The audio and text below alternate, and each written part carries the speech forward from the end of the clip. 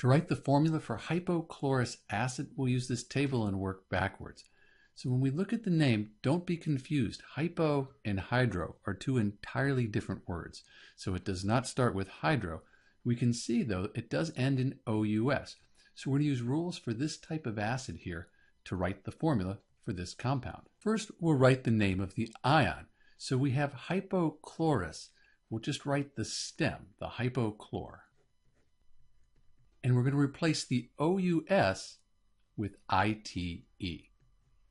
That gives us the hypochlorite ion. We'll now go to the common ion table and look up and find the formula for this hypochlorite ion.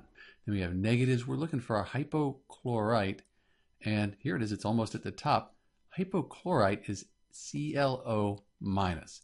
So we remember that. We go back to our rules. We write ClO minus, and then we put H in front of the formula.